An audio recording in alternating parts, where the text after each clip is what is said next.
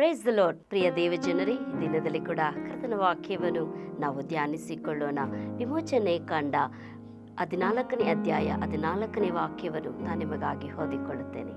ಯೆಹೋವನೇ ನಿಮಗಾಗಿ ಯುದ್ಧ ಮಾಡುವನು, ನೀವಂತೂ ಸುಮ್ಮನೆ ಇರಿ ಎಂದು ಹೇಳಿದನು. ದೇವರ ನಾಮಕ್ಕೆ ಮಹಿಮೆ ಉಂಟಾಗಲಿ. ಇಲ್ಲಿ ಕೂಡ ಮೋಶೆ ತನ್ನ ಜನರನ್ನು ಕುರಿತು ಈ ರೀತಿಯಾಗಿ ಹೇಳುತ್ತಾರೆ, ನೀವಂತೂ ಸುಮ್ಮನೆ ಇರಿ, ಯೆಹೋವನು ನಿಮಗೆ ವಿರೋಧವಾಗಿ ಯುದ್ಧ ಮಾಡುವನೆಂಬುದಾಗಿ. ಅನೇಕ ಸಮಯದಲ್ಲಿ ಕೂಡ ನಮ್ಮ ಜೀವಿತದಲ್ಲಿ, ನಿಮ್ಮ ಜೀವಿತದಲ್ಲಿ ಕೂಡ ನನಗೆ ವಿರೋಧವಾಗಿ, ನನ್ನ ಪರವಾಗಿ ಯಾರಾದರೂ ಬಂದು ನನಗಾಗಿ ಮಾತನಾಡೋದಿಲ್ವಾ? ಯಾರಾದರೂ ನನ್ನ ಸಹಾಯಕ್ಕೆ ಬಂದು ನನಗಾಗಿ ಅವರು ಮಾತನಾಡೋದಿಲ್ಲ, ಒಂದು ಕೇಳೋದಿಲ್ಲ ಎನ್ನುವಂಥ ಒಂದು ಭಾವನೆಗಳು, ಯೋಚನೆಗಳು ನಮಗೆ ಉಂಟಾಗುವಂಥದ್ದಾಗಿರುತ್ತೆ. ಆದರೆ ಪ್ರಿಯ ದೇವಜನರೇ, ಇಲ್ಲಿ ವಾಕ್ಯ ಹೇಳುತ್ತದೆ, ನೀವಂತೂ ಸುಮ್ಮಗೇರಿ, ಯೆಹೋವನು ನಿಮ್ಮ ಪರವಾಗಿ ಯುದ್ಧ ಮಾಡುವನು ಎಂಬುದಾಗಿ. ಅನೇಕ ಸಮಸ್ಯೆಗಳ ಮಧ್ಯದಲ್ಲಿ, ಹೋರಾಟಗಳ ಮಧ್ಯದಲ್ಲಿ ಕೂತಿರುವಂಥ ಸಮಯದಲ್ಲಿ ನಮ್ಮ ಪರವಾಗಿ ಯಾರಾದರೂ ಇರುವುದಿಲ್ವಾ ಎಂಬುದಾಗಿ ಅನೇಕ ಯೋಚನೆಗಳು, ಸಂಕಟಗಳು, ಸಾಲಗಳು, ಸಮಸ್ಯೆಗಳು, ವ್ಯಾಧಿಗಳ ಮಧ್ಯದಲ್ಲಿ ಯಾರಾದರೂ ನನ್ನನ್ನು ರಕ್ಷಿಸುವುದಿಲ್ವಾ, ನನ್ನನ್ನು ಕಾಪಾಡೋದಿಲ್ವಾ ಅಂತ ಅನೇಕ ಹಂಬಲಗಳು ಉಂಟಾಗುತ್ತದೆ. ಆದರೆ ಇಲ್ಲಿ ವಾಕ್ಯ ಹೇಳ್ತಿದೆ, ಯುದ್ಧವು ಯೆಹೋವನದು ಎಂಬುದಾಗಿ. ಹಲ್ಲೆಲೂಯಾ.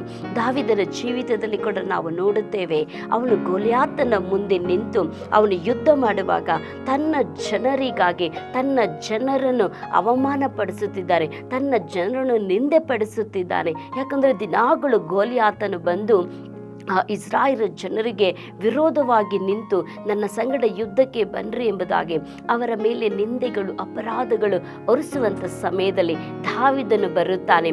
ಆದರೆ ದಾವೀದನು ಯಾವ ಧೈರ್ಯದಿಂದ ಬರುತ್ತಾನೆ? ತನ್ನ ಬಲದಿಂದ, ತನ್ನ ಶಕ್ತಿಯಿಂದ ಅಲ್ಲ. ಅವನಲ್ಲಿ ಒಂದು ಭರವಸೆ ಇತ್ತು, ಯುದ್ಧವು ನನ್ನದಲ್ಲ, ಯುದ್ಧವು ಯೆಹೋವನದು ಎಂಬುದಾಗಿ ಅವನ ಮನಸ್ಸಿನಲ್ಲಿ ಇದ್ದದ್ದರಿಂದ ಅವನು ಚಿಕ್ಕ ಪ್ರಾಯದವನಾಗಿದ್ದರೂ ಕೂಡ, ಕುರಿ ಮೇಯಿಸುವಂತವನಾಗಿದ್ದರೂ ಕೂಡ ಅವನಲ್ಲಿ ಅವನ ಯೋಚನೆ, ಅವನ ಒಂದು ಕಾರ್ಯಗಳೇನಾಗಿತ್ತು?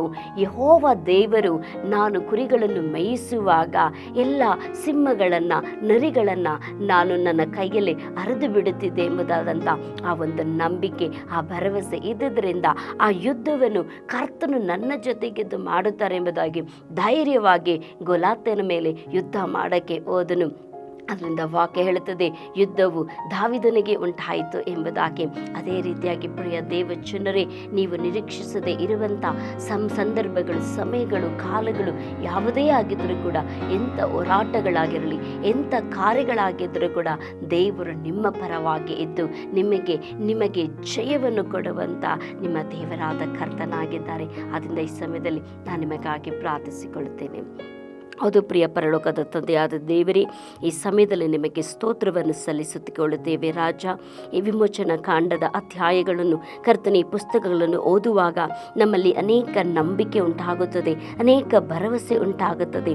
ಸತ್ಯ ವೇದವನ್ನು ಓದುವಾಗ ಕರ್ತನೆ, ಒಂದೊಂದು ಕಾರ್ಯದಲ್ಲೂ ನೀನು ತನ್ನ ಜನರಿಗಾಗಿ ಮಾಡಿದಂಥ ಯುದ್ಧಗಳು, ತನ್ನ ಜನರನ್ನು ರಕ್ಷಿಸಲು, ತನ್ನ ಜನರನ್ನು ಬಿಡಿಸಲು, ಅವರು ನಿನ್ನ ಮೇಲಿಟ್ಟಂಥ ನಂಬಿಕೆಗೆ ಸರಿಯಾಗಿ ನೀನು ಅವರ ಪರವಾಗಿ ಯುದ್ಧವನ್ನು ಮಾಡಿದಂಥ ಕರ್ತನು ಈ ದಿನದಲ್ಲಿ ಕೂಡ ಸ್ವಾಮಿ, ಅದೇ ದೇವರನ್ನ ಈ ಮಕ್ಕಳು ಕೂಡ ಸ್ವಾಮಿ, ನಾವು ಕೂಡ ನಿನ್ನನ್ನು ನಿರೀಕ್ಷಿಸುತ್ತಾ, ನಿನ್ನನ್ನು ಭರವಸೆಡುತ್ತಾ, ನಂಬಿಕೆ ಇಡುತ್ತಾ ಇದ್ದೇವೆ ಸ್ವಾಮಿ.